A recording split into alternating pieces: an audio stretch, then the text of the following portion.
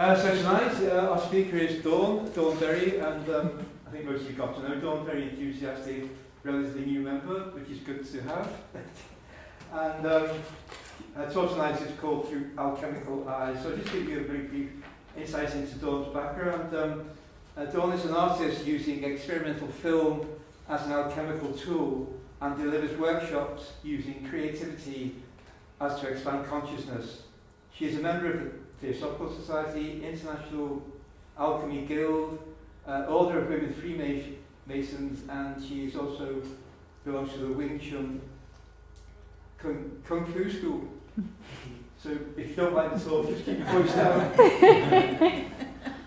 And through Alchemical Eyes, so without more ado, Dawn's going to talk maybe about 30-40 minutes and open it up to discussion. So thank you, Dawn. Thank you.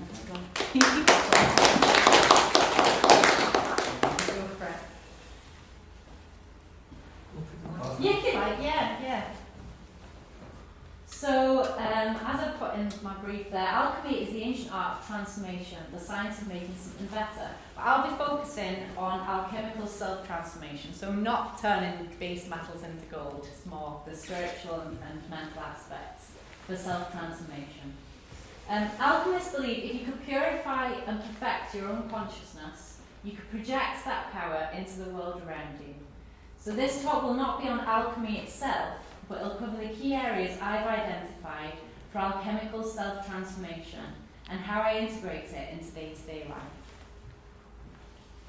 So we need to be able to expand our consciousness and apply effective techniques in order to be able to achieve alchemical self-transformation. There's the understanding and the doing.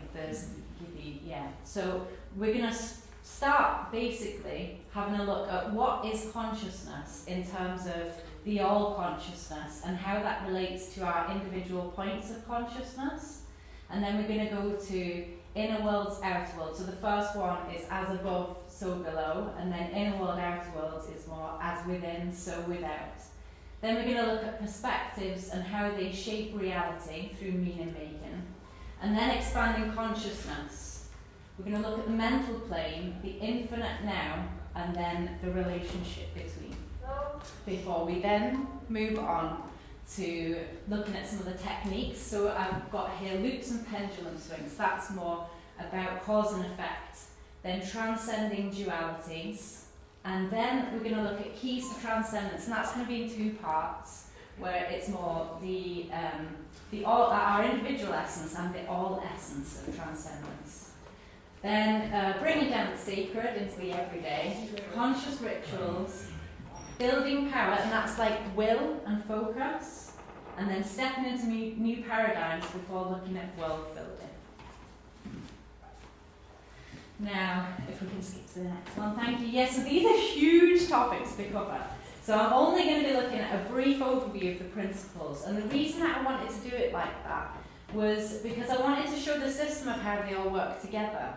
Because it's, each one of these topics is something we could go into hugely. It could be a talk in itself, each one of them. But I just wanted to have a look at the overall picture of how they all relate together, so we can kind of look at the journey through consciousness expansion for self-transformation.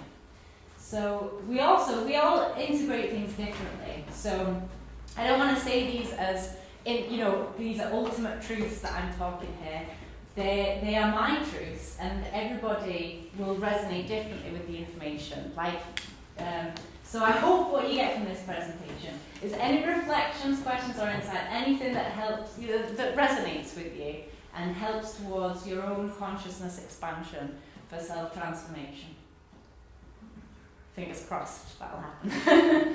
So, consciousness. What is consciousness? The all consciousness. I like to kind of look at starting at the beginning with this, with the origin story. So, the all is mind, the universe is mental. That's one of the Hermetic principles that I like to use to talk about. So I'll set the scene here. In the beginning was infinite mind, and at some point it asked itself, what am I? And at that point it split itself into dualities, because you can't be self without there also being the implication of other. So it split itself into dualities, and from there it continued to fragment and split itself into infinitesimal parts where we see I am that I am. So it was all from the desire to understand itself, to know thyself. It split to integrate. And each part that it had split into was a singular point of consciousness, of which I am and everything is. Now, the all mind can see itself and learn about itself to understand itself through the relationship between these singular points of consciousness. And as each singular point of consciousness expands its consciousness through relationships, it also expands the universal consciousness. So we can see the relationship between universal consciousness and our individual point of consciousness. As above, so below, as within, so without. Brings us back round. Know thyself. So that is the underlying principle of consciousness. Consciousness is a faculty to know thyself in terms of the all consciousness as well as our own individual points of consciousness. And the more we explore, the more our consciousness expands, allowing us to experience more and more of reality.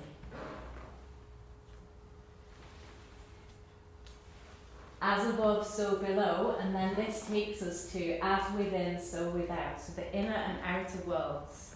We all have a universe inside us, like the all. In our inner universe, we are split into fragments.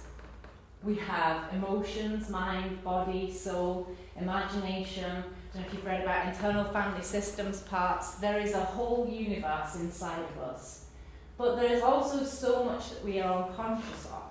So using our point of consciousness to look at the relationship between all our inner points, so all the different parts of us internally, we can expand internally and grow our consciousness around know thyself in our inner world. Then on the outer world, there are obviously all these points of consciousness. Everything is another point of consciousness. So the more we experience in the outer world, the more we expand, because anything external or other than self is a reflection of our inner world. So again, that brings us back. We can use these outer worlds as reflections, as mirrors, as the all universe, as the all consciousness sees itself. We can do the same. So for us to know ourselves and the all to know itself. So what about the unconscious? This is where reality comes into it. So if consciousness is the observation of our experience, reality is the totality of everything we experience, which includes the unconscious. Sorry, I don't want to switch off my phone. It's okay. Can you skip to the next slide, please? Thanks. So that leads us now to how perspectives shape reality. So this is the bridge between conscious and unconscious. Now the experience Carl Jung talked about here, until you make the unconscious conscious, it will direct your life and you will call it fate. That is, kind of like a human experience of what it feels like, in the in-between of that conscious and unconscious. You can skip to the next slide. Thank you. So we're looking at that in terms of perspectives and how they shape reality. And in experiential reality, not, absolute reality. So, our perspective is the way we interpret our observations of experiential reality. But really what we're talking about here is meaning making. We're looking at the meaning that we associate to our observations. Now, these are usually, we're conditioned as children. We're told what reality is, the meaning of things. We could grow up in a household perhaps that says money is the root of all evil, and that's the meaning that we place on money. But money's just money. It's just another point of consciousness. It's the meaning making that we place on top of things that shape our perspective of reality. So when this is done from subconscious meaning making, so like meaning making that's just been conditioned. We're living in the reality of the ego as opposed to our true self from soul or higher self.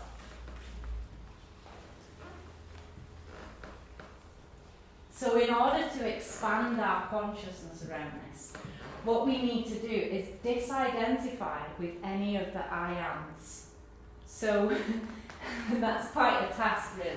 But to be able to disidentify with the I am is what releases us from the ego or false self. And it allows us to observe. So if we can zoom out of the association of I am, that also releases us from any meaning making that we may have associated. So we zoom out and disidentify with the I am to observe. And curiosity is always really important to make sure that we're in a space of curiosity when we do that, because that ensures that we're not creating any judgments. We're just curiously observing. So when we're able to do that, that has released us from our false self. It's released us from any associations, so we can observe objectively as much as possible and allow ourselves to check in with our true self, because we are a singular point of consciousness. We do have our own essence, which we'll come to later, but that is overall how we kind of expand our consciousnesses, disidentifying from the I am. Now, the realm of thoughts. It's important to kind of cover this one, because I think, especially in the Western world, we tend to identify ourselves with our thoughts more than anything else. I think our minds, it's very difficult. But looking at what the process is of disidentifying with our thoughts. So, the monkey mind, I don't know if people have seen that. The monkey mind is our paradigm of thoughts, the kind of brain chatter that we talk about that we hope to silence through meditation. If we can zoom out of the monkey mind to observe our thoughts, then that is the zooming out of the I am. So zooming out of our thoughts to observe them, which expands our consciousness around the automatic thoughts. So when we do that, we can see, I was just thinking about, I don't know if you've ever done it where you're maybe in the shower or something, you're like, if I'm late for work, I'm going to tell them that this, that and the other, and actually, like, if they have a go at me for this, then I'm going to blah, blah, blah, blah. And it's like this crazy kind of play that goes on all the time. So observing those, so zooming out to observe them, it allows us to be able to change our minds, to become one and in harmony with our true self. So instead of just this repetitive like mind chatter that goes on, we can also get a bit of like consciousness expansion. Like where did these thoughts come from? Why are they there? What are they related? What emotions are they related to? What parts of reality are they related to? So when we can expand our consciousness around our thoughts, where does that leave us then? If I'm observing my thoughts, then who am I? It's kind of an odd one to experience with thoughts, and it can sometimes be a bit disturbing. So it's like it's important. It's very difficult to do, but once we do it, it really is one of the biggest steps through consciousness expansion, which really allows us to take steps into self-mastery of self-transformation. So if we can move on to the next one. The infinite now. So developing the ability to be in the infinite now. All that truly exists is in the here and now. Everything else is literally, it's a process of imagination. We're either thinking about memories in our imagination, or we're thinking about the future, or we're daydreaming, or whatever it is. Everything else is from imagination. But when we slip into the infinite now, that is where reality is. And if we can try and align our mind, body, soul, emotions, everything, into the space of the infinite now, then it's important for us to be able to do that for self-transformation, because, have you seen the eternity symbol there, the infinite now? If we turn that on upside down, it's like the 8. We can imagine that as like a sand timer. you can think about it in terms of if the sand is coming through from the top, we don't know how much life force we've got, but on the bottom we know that they're just memories, that time has passed. But in the moment they're moving between, we have the ability to shape what we bring in to our reality. And that changes how we observe our memories of past reality. So we can come back to this later. I don't want to go on about too much, I'm just trying to do them briefly. But using the infinite now to move from is important for self-transformation. We need to be able to do it from this space, and not so we're bringing it out of imagination and into the infinite now of reality. Now the relationship between. So this is one of my. This was what it was very exciting for me to kind of come to this realization of clarity, understanding. That this is helpful for me to be able to see how we can understand. So looking at this as the high point of consciousness, if we're able to look at the relationship between of anything self and other, or even if it's inside, so maybe it's your mind and emotions, you're looking at the relationship between me and another point of consciousness, another person. With that, we can never fully know ourselves because there is so much that is unconscious. And we can never fully know another point of consciousness. But what we can know is the relationship between, so in the infinite now, of our experience of how we're connecting to another point of consciousness. We can know that and understand that. So we're coming from a more authentic standpoint when we look at the relationship between self and other, or 2 points of consciousness. So moving our point of consciousness out of ourself to observe the relationship between the 2 points. Yeah. We've also said as well about how actually that creates with 2 people being able to relate to each other like that as well. It creates there's more shared experiences and harmonies that are free from false self, and also projections of how we interpret each other. So it creates a lot more intimacy in our relationships by being able to do that as well. But if we just move on to the next one, so we've got time for questions at the end. So yes, moving on to techniques. So if you can skip next. Loops and pendulum swings. So looking here, so finding patterns that we're stuck in, this is a really helpful tool that we can use. So we can, if we first expand our consciousness around, if we can, let me just give an example here. I mean, I do move on to an example afterwards actually. But if in fact, you want to just get to the next slide, please, just it's easier to give an example. So yes, so if we identify a pattern that we're stuck in, some people call this karma, or there can be lots of different reasons that we find ourselves stuck in a pattern. So we identify, oh no, go back please. That's transcendent dualities, I didn't give an example. Apologies. No, keep going forward. So so basically it's being able to identify there's a duality that we're stuck between. So if we can expand our consciousness around it and then identify where else this is showing up in our lives. So for example, why do my intimate relationships always end up ... So we can look at when's the last time this happened and move it back to the first time this happened. So if we can look at moving it back to its origins, we can look for the meaning making or associated around it and identify its duality. So if we break it into the essence of either it's love loss, wanted unwanted, accepted rejected, it usually shows itself within a duality because everything is part of duality. Just skip to the next one. And transcending these dualities, once we've identified them, is what we need to do is to sit in both ends. So we can sit in both ends of the scale of, say, love and then loss, and check in with the infinite now and the relationship between. So we can look at what the core themes are between the two. And that brings us to the middle pillar. There's always a theme.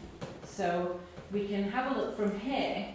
We can use that to be able to go after what we directly want. So we can move on to the next one for an example.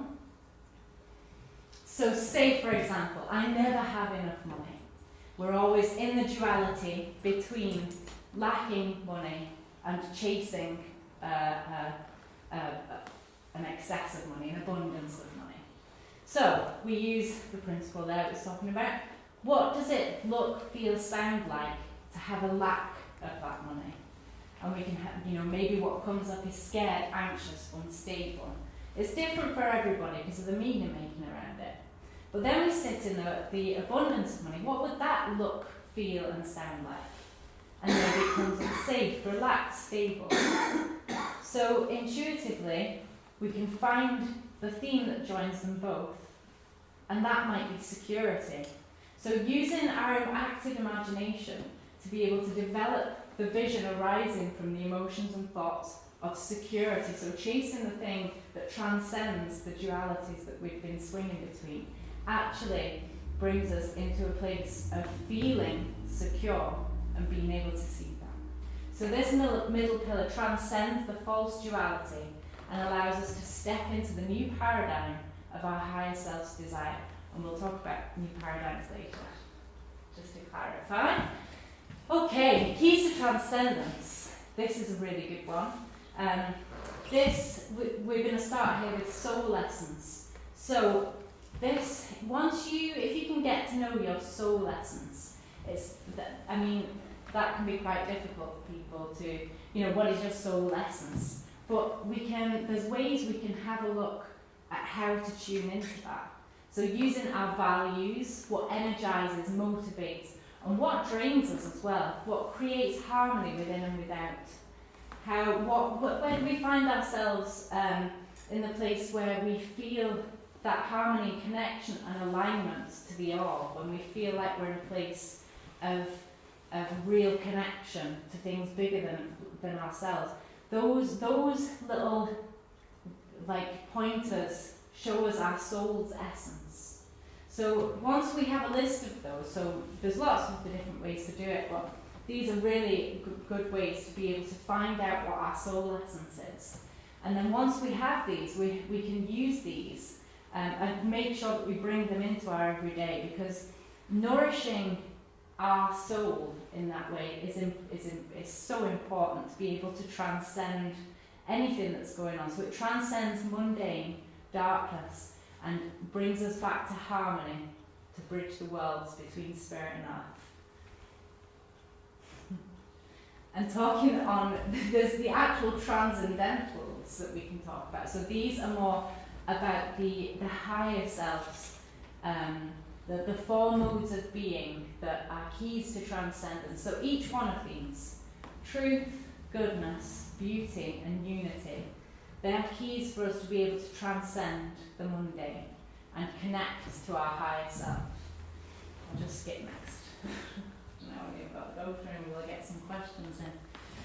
Bringing down the sacred. So the more we transcend our conditioned self, the ego, the more we're able to develop a relationship and connection with higher self. And building this relationship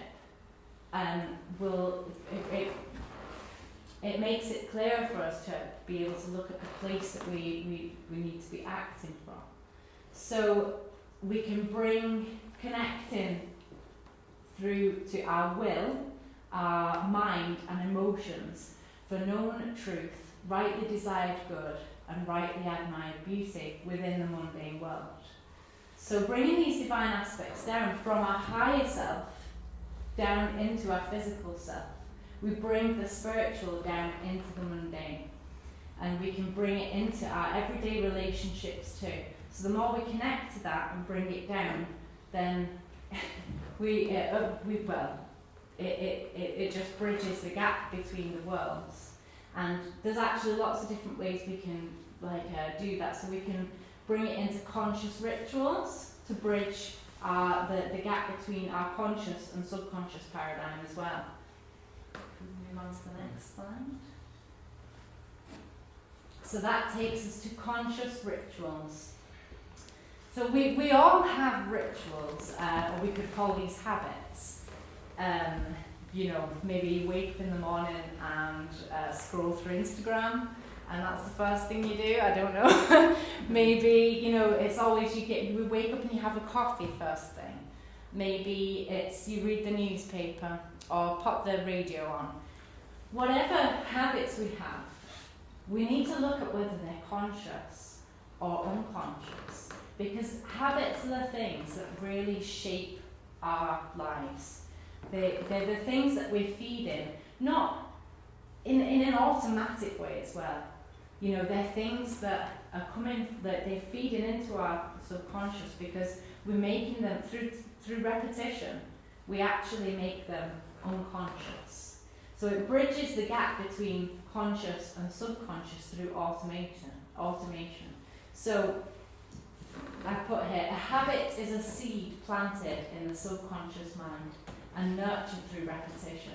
So we can think about how much we could really change our lives through planting the right seeds. If we skip to the next slide. So what we can do is become conscious of any unconscious rituals or habits we have, and then look at any that we could either stop, replace, or imbue with divinity. We need to curate what we feed into our subconscious. Is it good or bad food for our mind, soul, emotions, and body? We always think about that with feeding our body the right food, but what are we feeding our emotions? What are we feeding our mind? What are we feeding our soul? And especially through habits. And then we can have a look at creating new rituals or habits. So we can. This is really helpful if we're trying to practice stepping into new paradigms, because these are the things. This is one of the keys to start being able to take the steps into the new paradigm, as we'll look at next. We can use this to be able to create new rituals to bring the sacred into the everyday. So maybe with our coffee, when we put our sugar in, we bring the consciousness, the conscious feeling of that having a deeper meaning to us. For example, we can place different means. We can do some actual rituals around meditation. There's loads of different things that we could do to bring the sacred into the everyday through rituals and habits. So being intentional with the feeling that accompanies the task is also important, because that is the point that bridges the gap between the automation.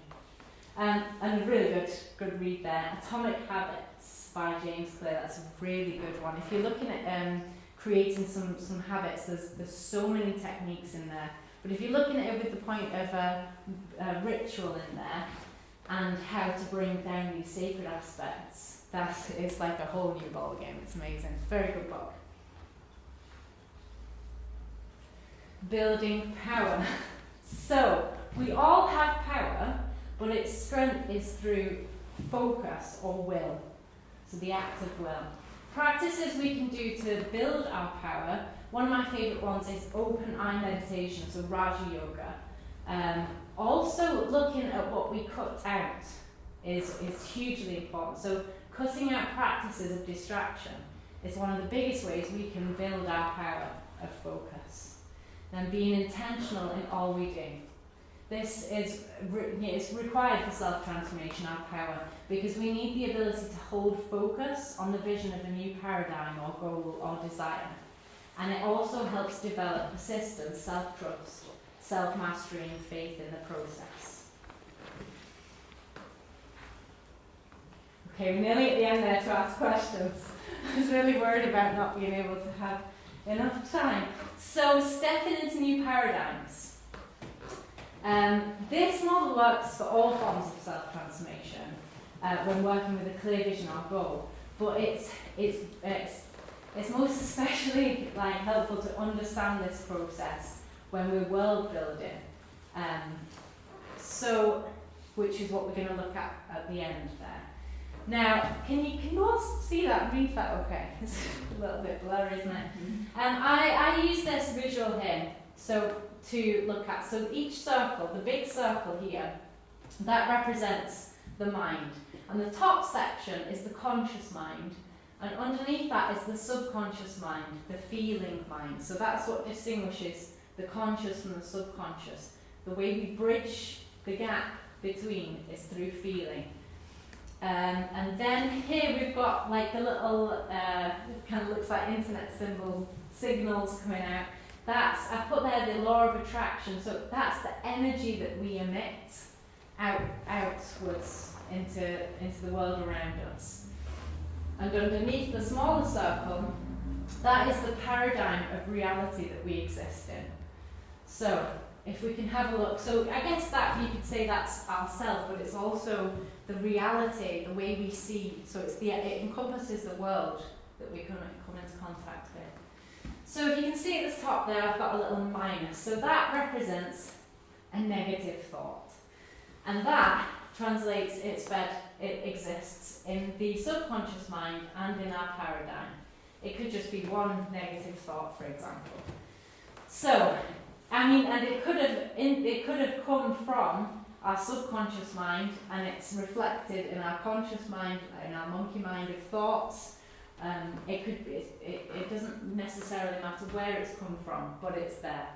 Now, if we move on to the next one, we've got a little positive there. So a positive thought comes into our conscious mind, and that's come through either us practicing consciousness expansion around the reality or the negative state that we're in, or it's that's how it's come. So we can see that in our conscious mind we have this positive thought that is in contradiction to the negative thought. But in our subconscious mind, the negative thought still exists there, and in our paradigm as well. It takes effort and persistence to be able to bridge the gap between conscious mind and subconscious mind. And that can be through, as we've talked about earlier, bringing in practices so either bringing in the feeling state through active imagination, or through rituals and habit forming. Symbols we can use as well to just associate with, to further, empower the rituals and other practices that we've done to try and bridge that gap. So once we bridge that gap down into the subconscious mind, that actually it changes our paradigm that we live in. But it's not got rid of the negative in there. We now live in a paradigm where it's both the negative and the positive. And what we need to go through is the fear barrier. Because, I don't know, in shamanism they talk about the death process, and it's the same in alchemy. We need to go through this process of letting go of the things that no longer serve us. But it is terrifying, because it's really difficult, on many levels, to be able to change the pathways in our brain and also just let go of what is known and really step into the complete unknown. So letting go of the old is a death process that we have to let go of for us to be able to bridge the gap into removing the old thoughts even. And they still exist in our feelings once we've bridged that gap. And it takes a lot of persistence. So having a clear vision and using the power of our will and being able to hold fast on the vision of the end state that we want to get to is so important to be able to help us get through this process. And each one of these, you can see there is a self-transformation that's taking place, but to really get to the end state where we've got rid of the old negative, like conscious mind, and the subconscious negativity, so it's completely removed from our paradigm of being. which creates harmony between our inner world and outer world, as well as our conscious mind and subconscious mind. So we move on to the next slide. World building, I've put the last one here. As above, so below. So we know outer world is a reflection of our inner world. But world building is used for, well, we can do it for anything really, world building.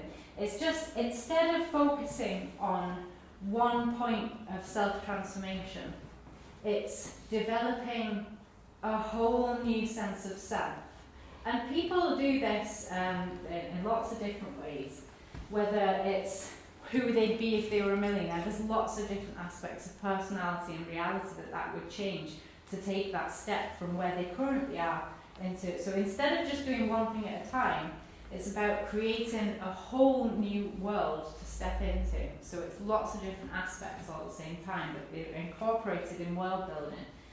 But I think it's really important to ensure that we're doing this from a place of our higher selves, like divine expression into the lower world. So instead of just coming up with an example of, I would like to be this whole new person, what's important is that through all the practices we've done, is connecting to our higher self, so that what we can do is carve out the world that our higher self wants to see. So stepping into alignment, not just with as within, so without, as we were talking about at the end of the paradigm shift there, the harmony between conscious and subconscious, as well as inner and outer world. We want to be able to open that up more to our higher self, so as above, so below. We want to create that harmony between those. So transformation of separate self to unify with our higher self as one. So building this vision requires a strong relationship to the higher self and active imagination skills to bridge the worlds of conscious, subconscious, inner, outer, and above, so below.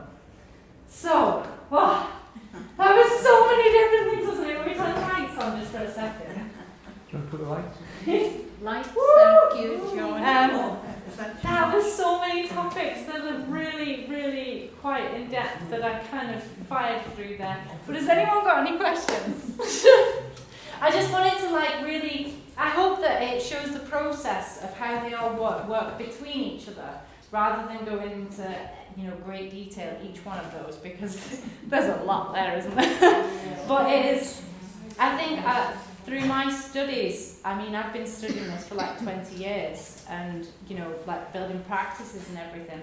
And the thing that I found hardest was not knowing the path, not knowing how they all related to each other. And the amount of rabbit holes you can get stuck into, there's endless information, especially with the internet. And then you get to the point of you could just go on forever researching, and it's really hard to bring it back to known truth and the principles of how they all relate to each other, so you can feel yourself on a journey and seeing how it all works together. So that's why I wanted to do it like that. And I kind of apologise if it was a lot. Just a comment rather than a question. So I remember somebody who went on a retreat at somewhere in the borders, like the Baha'i group. And I remember her saying that an important part of their living was to learn to be in the now.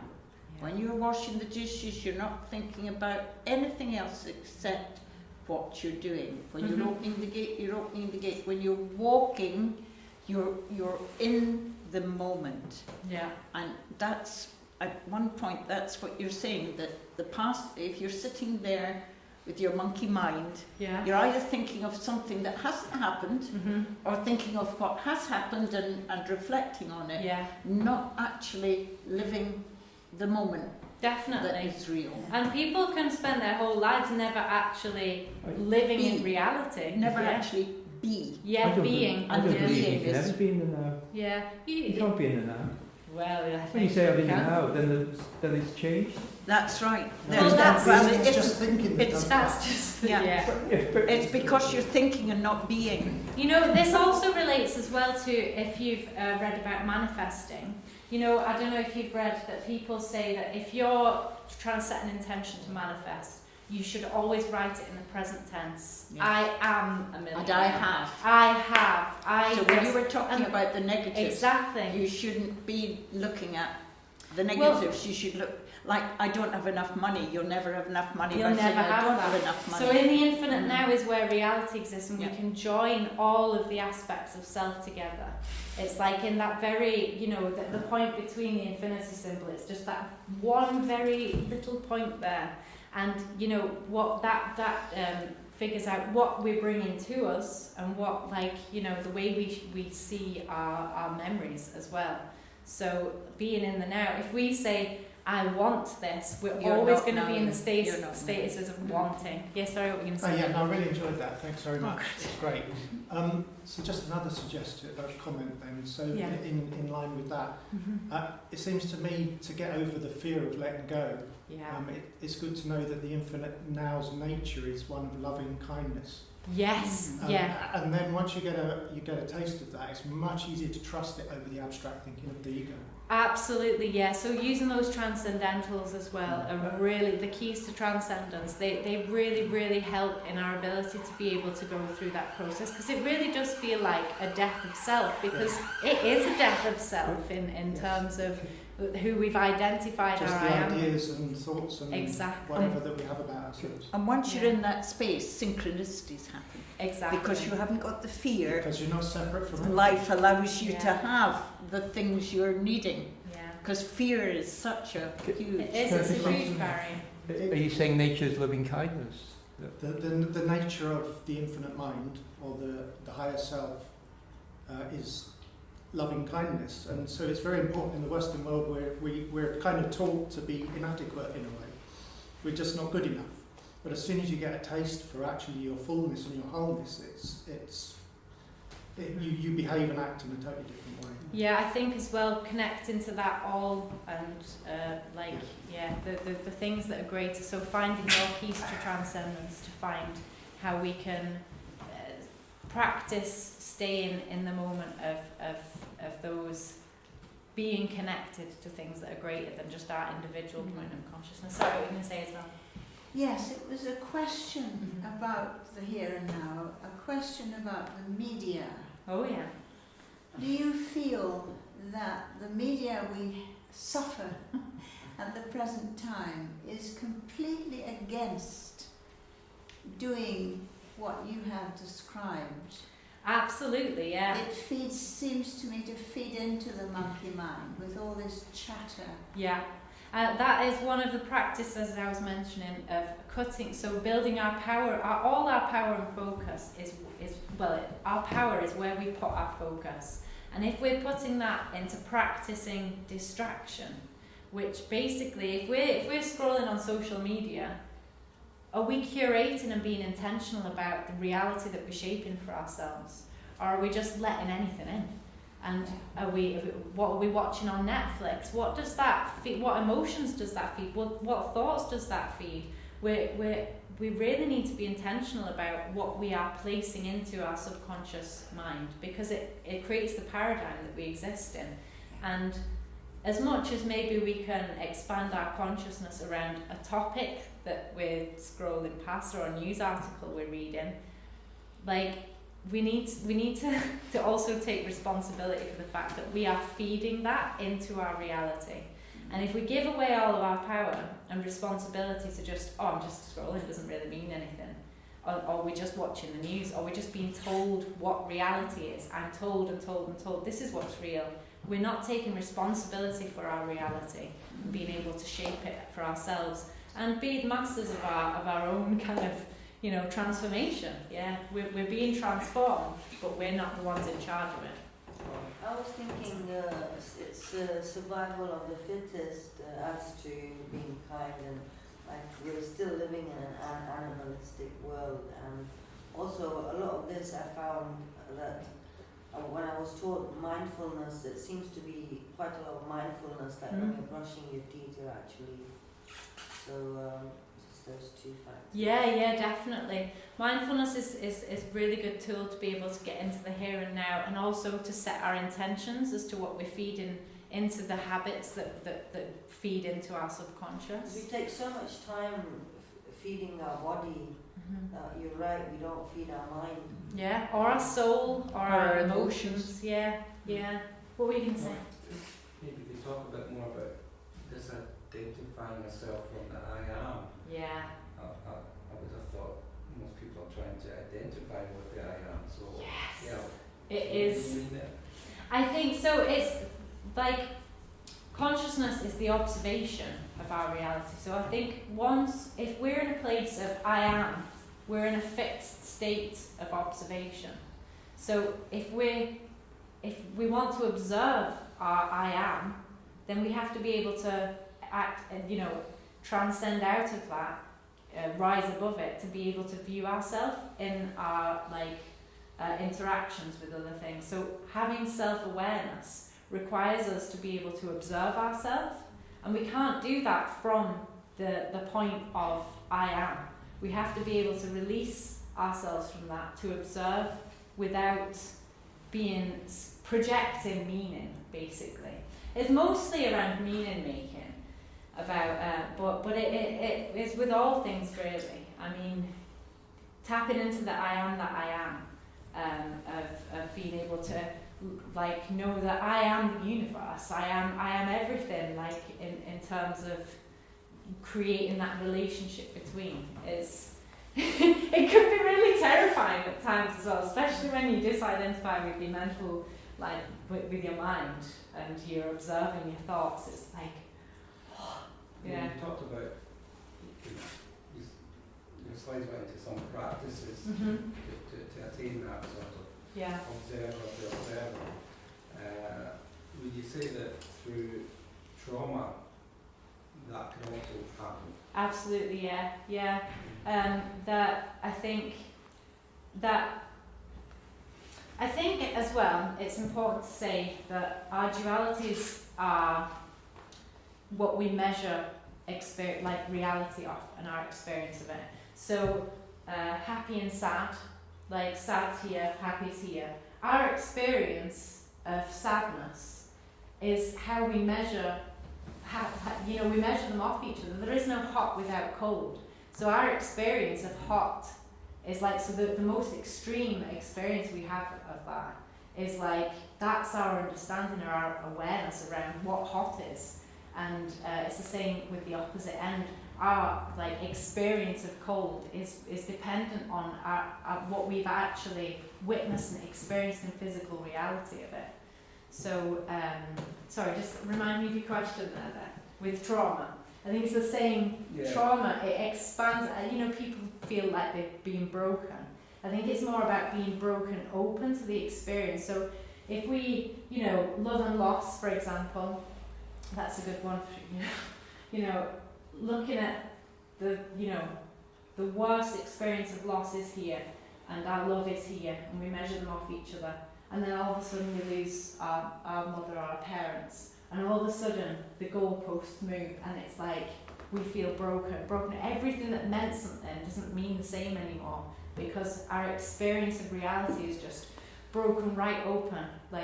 So it's in those measurements that trauma expands us. It expands our consciousness. All of a sudden we're experiencing something so much bigger than we've ever experienced before, that it kind of shatters everything of all of our markers between things, and we have to go through that process of meaning making again.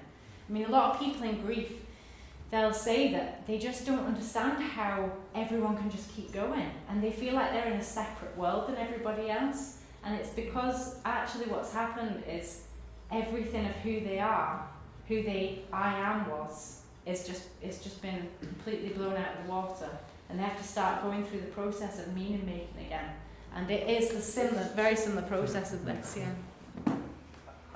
A trauma that happens to you when you're 2 will have a different effect on you than if it happened when you're 3. Mm-hmm. Because of the maturation of the child's mind, which I don't think is taught in our society. Because I read this book called Childhood and Adolescence, and so the ego identification of the child tends to form with the parents at certain stages. But prior to that, trauma would affect it. I'm just putting the way that way the psyche develops as a child. And consciousness as well, like our consciousness is, you know, as it grows and grows and grows, it's what we're aware of, and also the identification of self and other as well, about like meaning making. So I've learned in life, you're better off with a therapist than telling a friend. Because the therapist will project onto you. Yeah, well, What yeah. what do you think? What's the question? Well, the idea of dealing with life issues, do you think therapy is a way, Therapy is more about the sinking into feelings. So in therapy, we're encouraged to accept feelings. So it's once we allow ourselves to feel the feelings of stored trauma within the body or in the emotions, once we do that, we release it so that we get out of the stuck process of that. So the better we can get at being able to feel our emotions, it stops things from being trapped within us. But whereas this is consciousness expansion, so it's more about, like, therapy is more about feelings and removing blockages in states like that. And consciousness expansion is more about zooming out to observe, so our understanding and awareness around self. Yeah. Sorry, in the Bhagavad Gita, it talks about the Kurushetras and the two armies are battling with each other. Okay. And really, Mahatma Gandhi said that it's the battle going on in our own selves. Yeah. That we're always conscious of, the battle that we're fighting within ourselves. Yeah. And it's about truth, honesty, morals, principles, and these are, both sides have them, but some of them have ego, and that's what made them lose the battle, the ego. Yeah. And the other thing is, I've suffered homelessness, and I can tell you I've felt hypothermia and God knows the shit that's happened, but I say to myself, like you said, when you're broken, you think, what's life about? Yeah. And then you have to think of mindfulness, like brushing your teeth, and then trying to relearn that, society isn't all bad, there are good human beings. Yeah. But really for me, it's survival of the fittest. I don't believe now too much in kindness and generosity, and although I am basically made of this, I'm not lost those qualities, but to me it's basically survival of the fittest. So separation of self and other. Yeah. Yeah, it's really hard, especially when you go through things where you've experienced that. It's really hard to start taking I don't know steps if you've towards. ever felt that kind of cold. You're literally burning from the cold. Yeah, yeah. I think being aware of actually that has what you've experienced there, that real like suffering, that is, as much as that is like awful, it's resilience in the same way that what could you possibly go through that wasn't as hard as that? Yeah. It's a resilience, it's a real strength that you have as well, because you know you can survive. You're still here and you went through that shit. Like, isn't that incredible? That you're still here and you still made it despite the amount of suffering that you've been Trouble through. is that trauma after trauma, it's like now you just become almost not feeling, just getting up next morning and having this routine of getting up at 6 and just living life for the sake of living.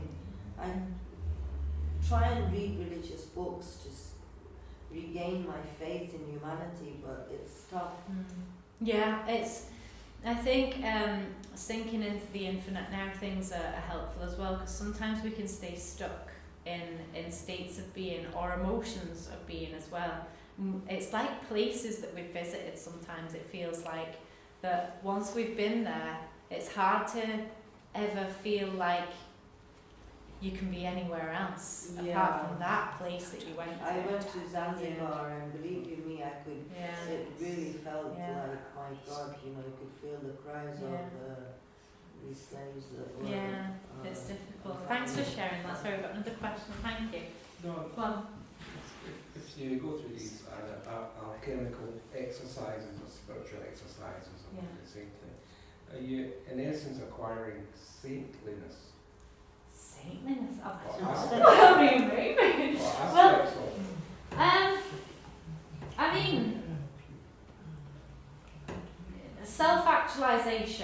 if you've read about that, that's interesting.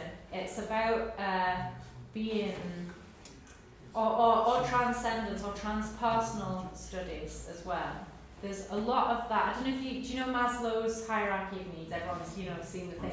What he was actually There's a studying. new one at the bottom of that. Wi-Fi. Wi-Fi, God, basic needs Wi-Fi. No. But yeah, I mean, actually what he was studying were people who were self-actualized. Mhm. And that's like being in harmony with inner world, outer world, and also above and below. So like really being in touch with a higher purpose and a higher sense of that spiritual connection between things as well. And I mean, maybe I think Saint in Us is maybe something that's from maybe Christianity or something that But I guess, it's debatable. I'll leave that one hanging, perhaps. Isn't saintly a sort of like a communication and a journey with the spirit, but then Yeah.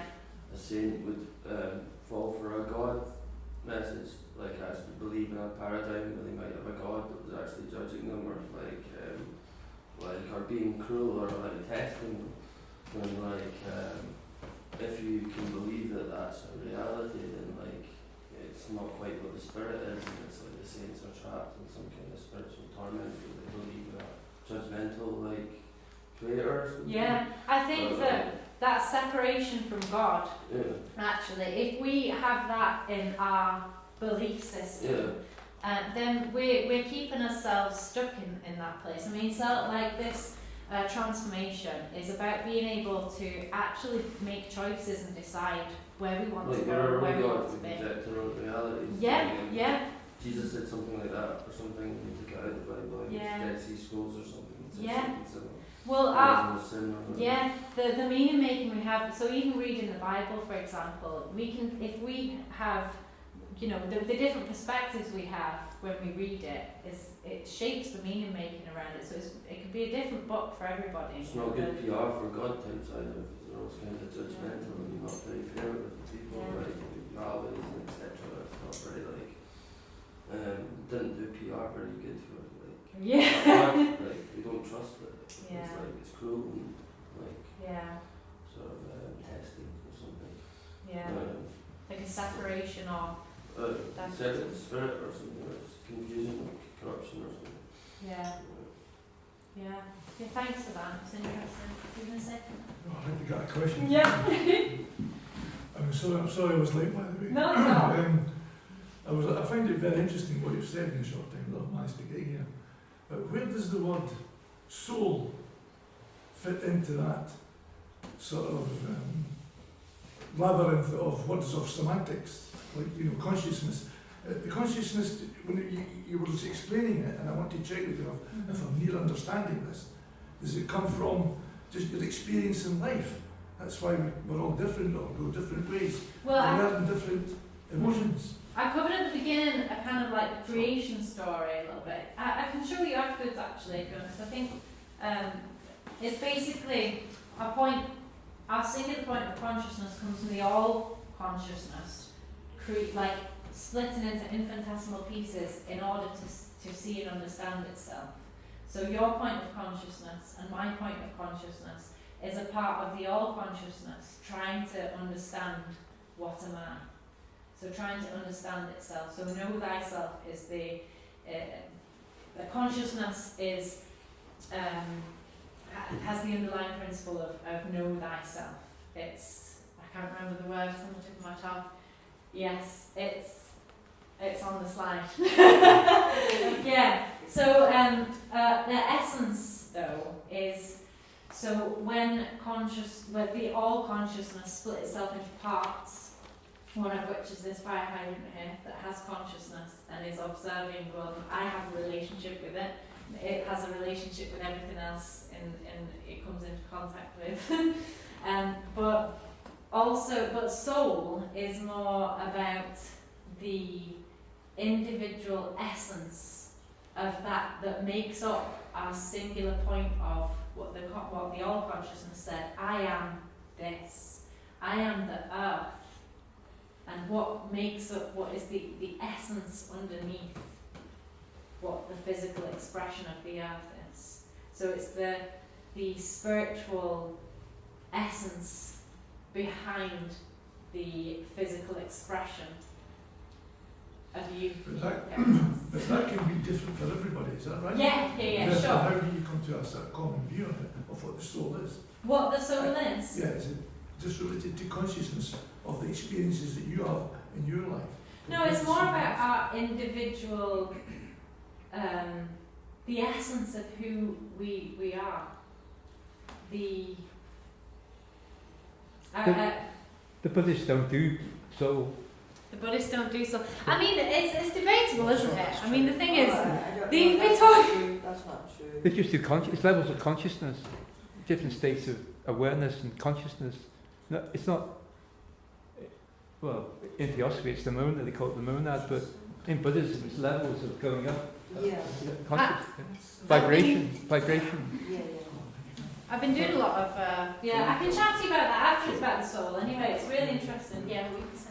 I must say, you blew my mind. Really? Honestly, I'm not, because what I liked about it is that I could see myself in unfolding, and some of the deepest things I saw, meaning making. Yeah. Because, for example, if I see something, usually I use all my prejudices to see the thing. Yeah. So that blew my mind. The other thing was the ability for you to have put understanding and doing. Mm-hmm. And the whole way you gave the lecture in form of outline, which is so comprehensive and is so doing.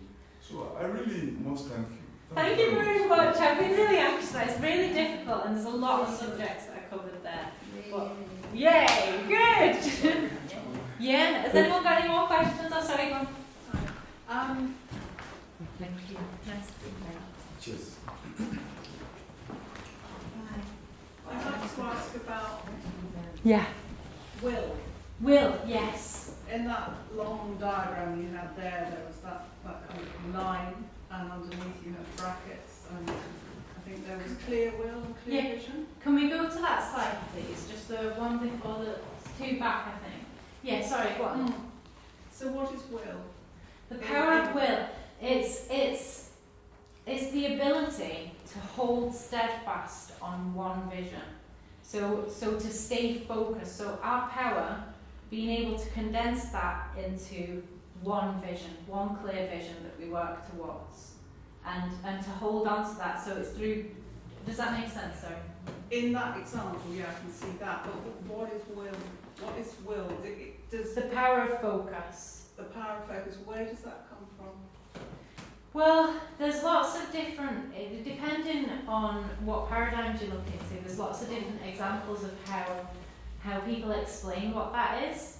And I mean, I think it's important, rather than to talk about things like that in universal truths, I think it's really important for people to sit with, I break it down to the power of focus. And I just sort of leave it open there, because when I connect to that, I can have a relationship with it in terms of how I use it. So I use it when I set my intentions. That's my will. That's me choosing to just be intentional about something. And it's also my ability when I'm meditating, like doing open eye meditations, it's my power of not being distracted, of always being able to bring my focus back using my will.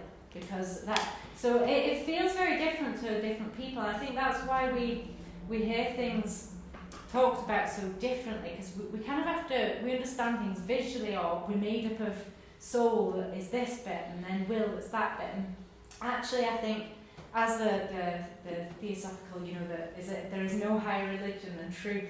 I love that, because it feels like there's my truth and you have your truth. But when we can read lots of different bits of knowledge and other people's examples and ideas of things, and we know when something resonates that's true for us. And that is the thing, that is the wisdom within something. Instead of knowledge, it's the real knowing. Can I just add on to that for anybody else? So just going back to that example, at that line, are you saying that you're applying clear vision and your own power of will at that point? No, I think what I was saying there is that there is a point of reaching this terror barrier, this fear of letting go of the old. It's really difficult to do. Like in trauma, when our old is taken away from us, it's like, it's really difficult to start finding your feet again. And it's the same when you're releasing something through intentionally doing it. It's really difficult to go through that process of the death process of letting something go, of stepping away from something and no longer, it's really difficult. So what I was saying there was, it's important, like using clear vision through active imagination, having a very definite vision of where we're going, helps us keep going, helps us keep stepping towards that place throughout that death process, and using our power of will to hold that vision. So all the practices that we've previously done on gaining, on building our power of will and being able to enter this active imagination so we can have a really clear focus. And maybe we've done, like I've said here, we've done some rituals on bringing parts of this positive into the everyday, and we've done as many things as we can to keep going through persistence. That's what I'm saying there, that it's like that, having those things in place really help us step through the fear barrier. And who's the greatest example of that, you think? Of what? I know what you just described in terms of will. Sorry? Who is the greatest example? I'm going to make you laugh. But Mr. Beethoven goes deaf, and he decides. If you don't get this, I think you need to get this. If you haven't got it, I think you need to. He decides, I'm not going to commit suicide, and I'm going to have the will to use my active and produce that music, which has become absolutely global and beyond the globe. So I think that I'm not going to commit suicide. I'm going to write this music for the whole of humanity. So that music is, and he goes deaf. He can't hear, but he still has this will. I have why I said I related to your talk. Yeah. I have osteoarthritis, and I was given some, because just to relate to, I was given some exercise to do, and usually I start in the morning, am I going to do this exercise or not? And then there's a kind of fear. But the moment I start doing the exercises, and you said it earlier, yeah, and then, which someone is, and then my mind is present. Yeah. And then I see that the exercises, even though it's physical, becomes an exercise of the will. And in so doing, I see much more. I see energy flowing into my body. So it's then I realize that, wow, exercises, willing, and the life force work together. Yeah. Yeah, definitely. So what even in the earlier diagram, you captured it. Yeah, in the ninth and 10 points, which is the 0. It's what you did there was profound. I just wish people can look at it again. Because in practice, the fear I always have in the morning to do my exercises. Yeah. I want to postpone them and make excuses. Yeah. But then when I put the mind to it, I'm going to do it, and I start doing it. And once I'm doing it, and the mind is present, it goes smoothly. And it does actually build your perseverance, your self-trust, your faith in your ability to self-transform. And you feel better during the day. Yeah, it builds your power, it builds your discipline. Yeah. That you're going to need, because it isn't an easy journey, is it? Yeah. It's easier to say I'm down to meditate or do it all. Can I just add one little bit? I would have just, as well as I'm always sort of, the right and left side of your brain are different. And the right side of the brain is connected to everything. Right. So its consciousness is doesn't feel separate from anything in the universe, where the left side of your brain wants everything. This is mine. This is Logic. mine. Yeah, you know, yeah. and it's the ego in it. Yeah. So somewhere along the line, you know already what consciousness and connected to everything is. Yeah. It's just this left side doesn't allow us to bring it into being unless your left side, like that woman that had the stroke, Yeah. Shuts ended down. up only aware of the right, which meant she couldn't separate herself from everything around her. Yeah, she again with couldn't- that, I think it's in the relationship between how we. Oh, it's got do to be that. because Yeah. these two bits actually Yeah.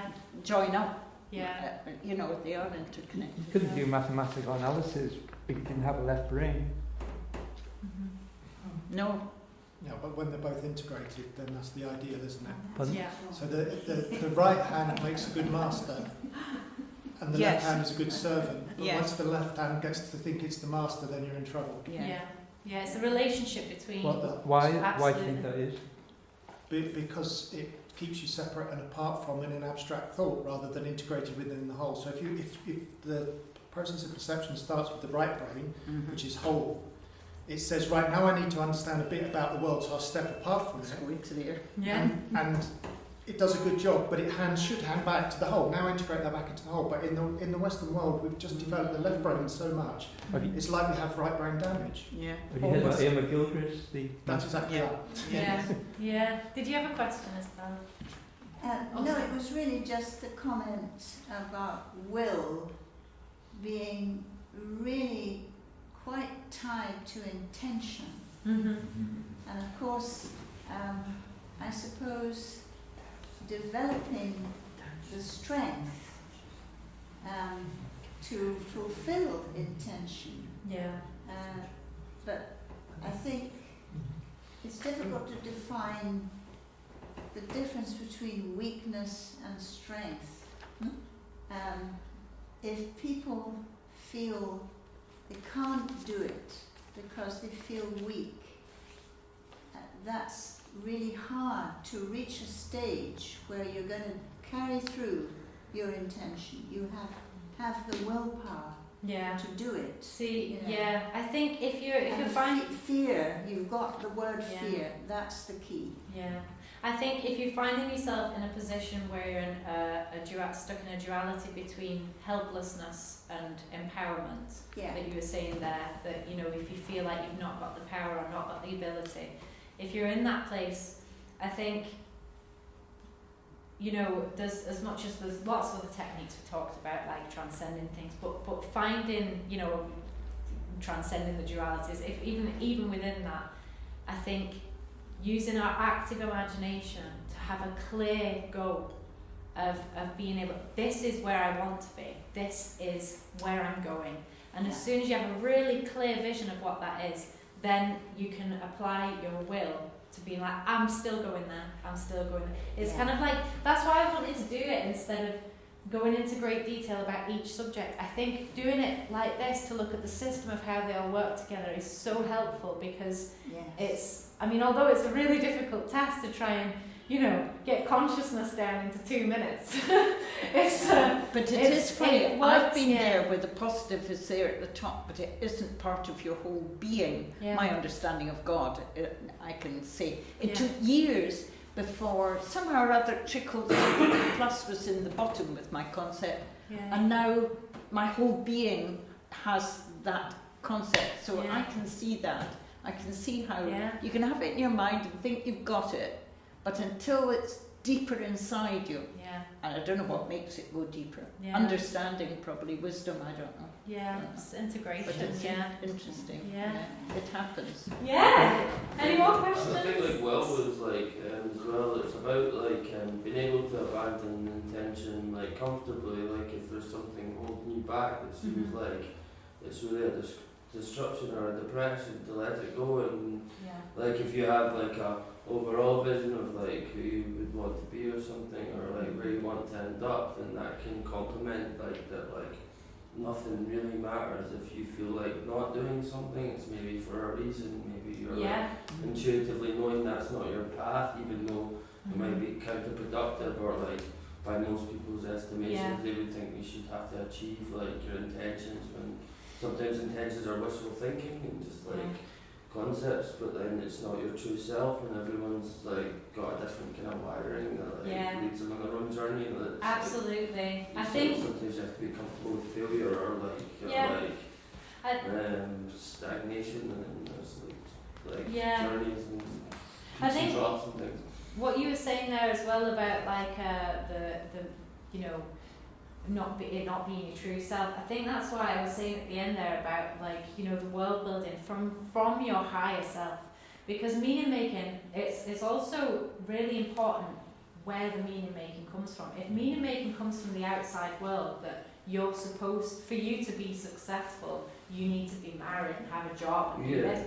That is not empowerment. That is a place of feeling, you know, that giving away your power. Of success. And it's not for your true self. It's like it's coming from that ego mind of like all these ideas of what you should be, which is how the ego is shaped. This is what reality is, instead of you knowing this is my reality, this is what's true to me and my individual essence. And from the paradigm, that's all like what you would expect your society around you to want for you, or to think you need, what's expected of you within your paradigm. Where you're like, I'm a great believer in persona, though, to be successful in this society.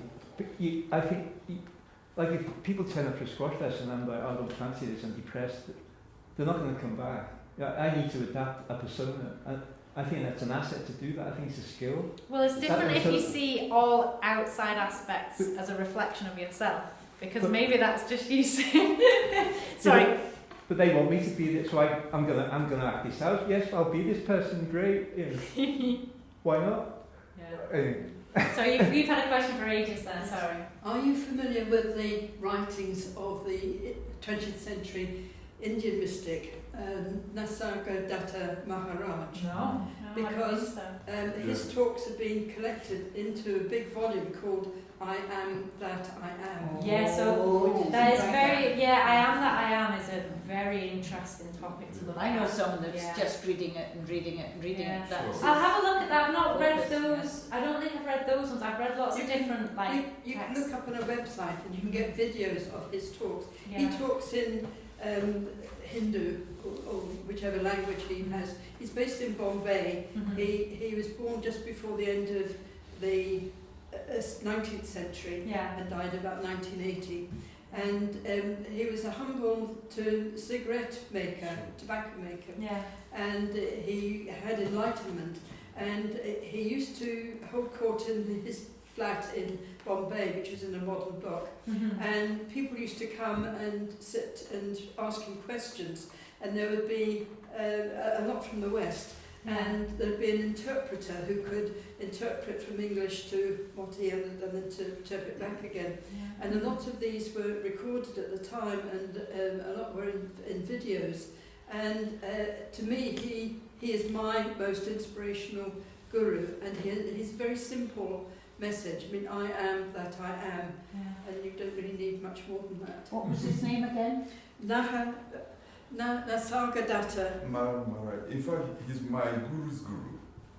He was an illiterate, and yet was so enlightened. Yeah, he was incredibly. He used to sell. I've been to his in Bombay. Oh, have you? Yeah. I mean, his shop where he used to sell. Yeah. Did you go to one of his sessions then? No. I was going to maybe be on one of the videos. One of his interpreter. Oh, I see. Became my guru. Oh, right. Ramesh. There are a few of them. Yeah. Oh, was he teach? Oh, right. And I do like Muji. Jamaican. Because he definitely puts people who are struggling in touch with their soul. I don't believe in gurus. No, because as Jung said, you're a process of individuation. I've got to learn. I've got to take. Nobody is a guru until someone asks them to be their teacher. And our friend Jim used to say, don't believe in any guru who asks anything of you at all, whether it's money, obedience, or anything else. A true guru asks nothing of you. That's right. And when the pupils it's an Indian. The teacher will come. Our culture is different. We must. Anyway, Dawn. Yes. You'll have to come back and talk.